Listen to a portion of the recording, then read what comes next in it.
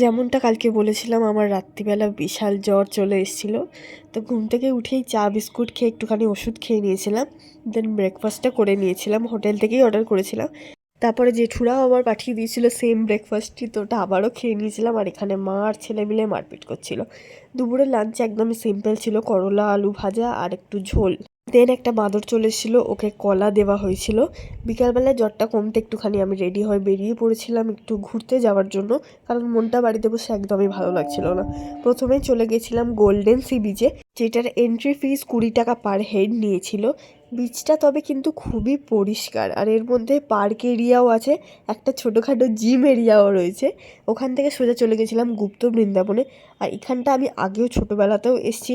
এই জায়গাটা আমার খুবই একটা প্রিয় জায়গা, এত সুন্দর করে সাজানো, কিন্তু আগে আরও সুন্দর ছিল। এখন দেখলাম অতটাও আর মেনটেনেন্স হয় না এটার।